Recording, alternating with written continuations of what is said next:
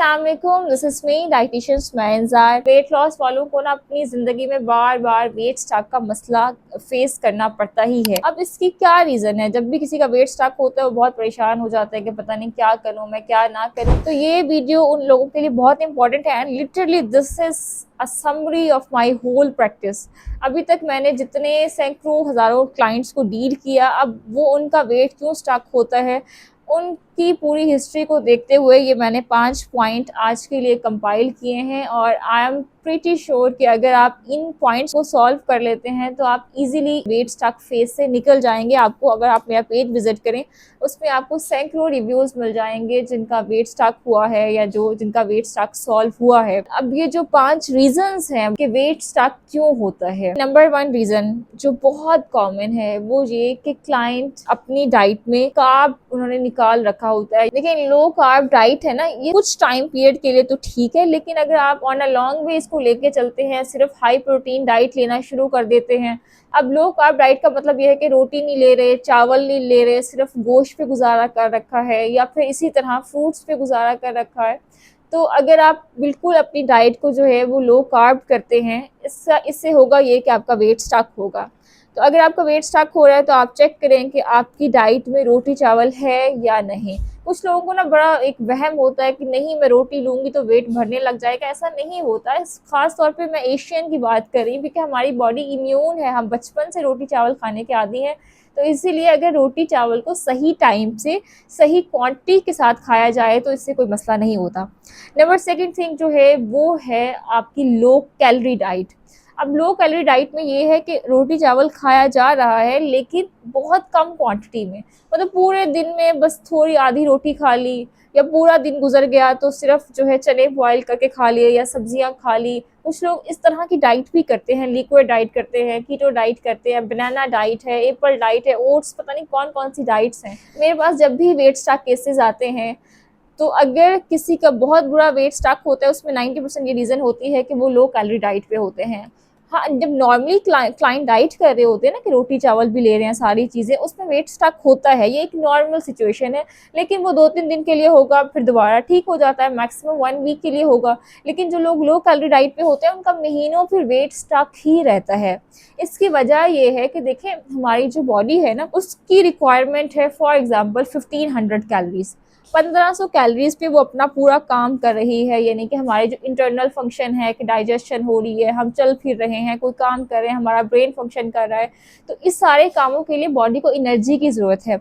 अगर बॉडी को 1500 कैलोरीज की जो है वो एक एनर्जी की ज़रूरत है तो अगर हम अपनी बॉडी को इतना देते रहते हैं तो ठीक है, बॉडी सही काम करती है। लेकिन अगर हम ये कैलोरीज को, ये एनर्जी को कम कर देते हैं तो बॉडी उस एनर्जी को पूरा करने के लिए जो हमारी पुरानी फैट है उसको यूज़ करती है। ठीक है, तो होता यह है कि जो लोग अपनी कैलोरीज को कम कर देते हैं तो शुरू में बॉडी जो है पुरानी हमारी फैट को यूज़ जब करती है ना तो वो ड्रास्टिकली एक रिजल्ट आता है, वेट लॉस होता है और हम बहुत खुश हो जाते हैं कि जी मेरा वेट बहुत जल्दी कम हो रहा है। लेकिन थोड़े टाइम बाद बॉडी फिर जब ये देख लेती है कि जी अब मुझे मिलनी ही इतनी एनर्जी है तो हमारा सिस्टम ऐसा है कि बॉडी फिर उसी एनर्जी के मुताबिक पूरा फंक्शन करती है, यानी कि बस उसी एनर्जी को यूज़ करती है, पुरानी फैट को यूज़ नहीं करती। तो फिर हाँ, आप जितना भी कम खा लें आपका वेट कम नहीं होगा। दूसरा ये कि बॉडी के फंक्शंस को भी तो एनर्जी की ज़रूरत होती है।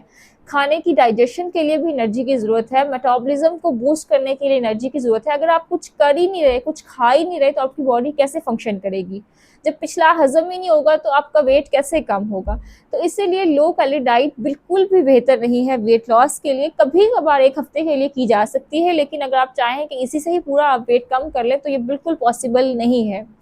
और दूसरी इम्पॉर्टेंट चीज़ ये हो जाती है, जो लोग जैसे जैसे कम कर लेते हैं तो उनका मसला ये होता है जैसे ही वो नॉर्मल डाइट पे आते हैं, वो रोटी खाना शुरू करते हैं, उनका एक एक दिन में केजीज के हिसाब से वेट बढ़ता है। यानी जो वेट उन्होंने महीनों में कम किया है वो दिनों में बाउंस बैक करता है।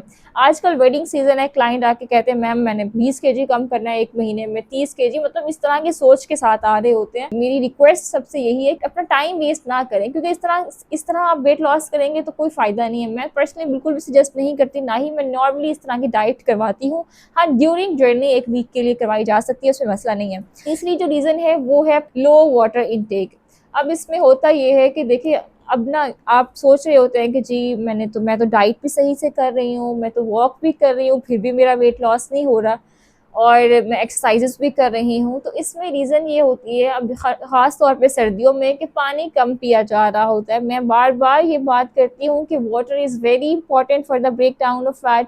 अगर पानी कम होगा, फैट की ब्रेक डाउन नहीं होगी, जिससे वेट लॉस नहीं होता और पानी की कमी की वजह से कॉन्स्टिपेशन हो जाती है, ऑब्वियसली वेट लॉस नहीं होता। तो इसीलिए पानी बहुत सर्दी भी हो तो 8 गिलास तक लाजमी, ताकि जो है स्किन भी हाइड्रेटेड रहे और पूरा फंक्शन सही से होता रहे। तो ये पानी की कमी भी एक बहुत रीज़न होती है। अगर आपको लगता है आप सब कुछ सही से कर रहे हैं तो आप पानी का इंटेक बढ़ा दें तो आपका वेट स्टॉक इशू इंशाल्लाह सॉल्व हो जाएगा। नंबर 4 जो पॉइंट है वो ये, अगर आपको लगता है पानी भी आप सही पी रहे हैं, आप वॉक एक्सरसाइज भी कर रहे हैं, फिर भी वेट कम क्यों नहीं हो रहा, फिर उसकी एक रीज़न ये होती है कि रात में रोटी लेना। देखिए अगेन, रोटी लेना या चावल लेना बुरी बात नहीं है, लेकिन टाइमिंग क्या हो। टाइम इसका बेहतर है कि आप लंच या ब्रेकफास्ट में लें।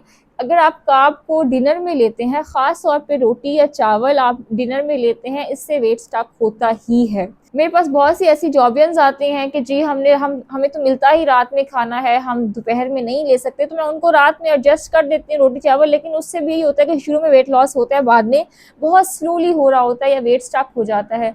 तो इसीलिए कोशिश करें, अगर आप वेट लॉस करना चाह रहे हैं तो आप रोटी चावल दोपहर में लें, रात में बिल्कुल भी ना लें।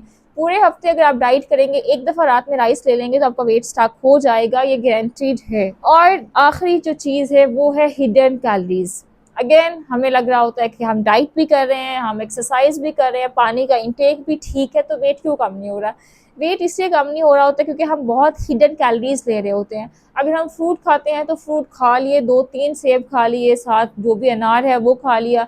अब फल, हमें लगता है कि हम सिर्फ फल ही खा रहे हैं ना, तो फल में भी तो ग्लूकोज होता है, फल में भी कैलोरीज होती हैं। अगर हम नट्स खाने बैठे हैं तो वो बहुत ज़्यादा खा लिए। अगर हमें प्रोसेस्ड जो मील्स हैं, जैसे पैकेट वाली चीज़ें हैं, वो खा ली, हमें लगता है हमने सिर्फ एक नूडल खाया, उसमें इतनी कैलोरीज होती हैं। यानी कि हमें लग रहा होता है कि हमने बहुत थोड़ा खाया है, लेकिन उस थोड़े में बहुत सी कैलोरीज होती हैं। हम बहुत सी हिडन कैलोरीज को कंज्यूम कर रहे होते हैं। जैसे माएँ होती हैं, वो बच्चों का बचा हुआ थोड़ा सा खा लिया।